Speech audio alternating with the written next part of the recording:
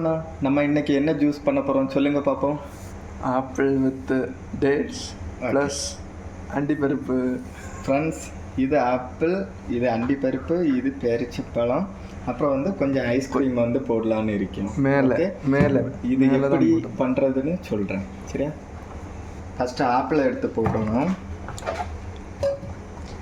அதுக்கப்புறம் பேரிச்சம்பழத்தை எடுத்து போடணும், சுற்றி போட்டுக்கோங்க. அதுக்கப்புறம் அண்டிப்பருப்பை எடுத்து இப்படி சுற்றி போட்டுக்கோங்க. இப்போ கொஞ்சம் பால், இந்த பால் வந்து கொஞ்சம் போடணும். போதுமாண்ணா? போதுமா? போதும் போதும் இல்லை?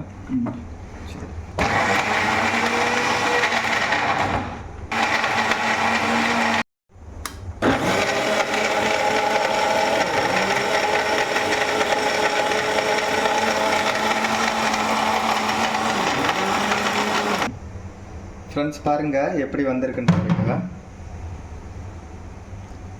இதுதான் ஆப்பிள் சார்ஜா.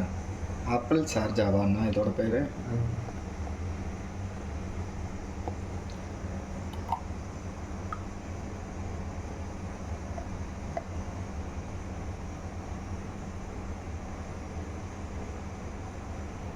இனி கொஞ்சம் அண்டி பருப்பு, இந்த கிஸ்மிஸ் பழம் இந்த மாதிரி போட்டுக்கணும் 2 கப்புலையும். அண்டி பருப்பை மேலே போடலாமா?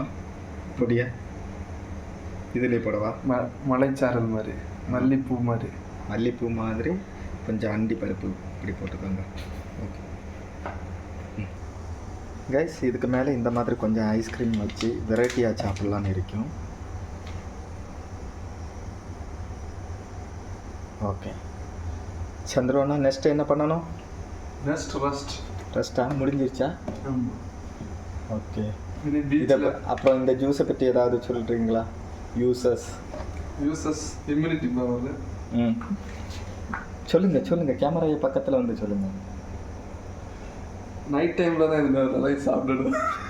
ஓய், வேற நல்லதா செல்லம்? செல்லம் இங்கே கேமரா ஆனில் இருக்குது. ஒன்றும் இல்லை, சொல்லும் ஹெல்த் பெனிஃபிட்ஸ் நிறைய இருக்குது. ஸ்கின்னுக்கு நல்லது, அப்புறமா உடம்புக்கு ரொம்ப ஹெல்த்தியாக இருக்கும். சரி, அவ்வளோதான். சரி.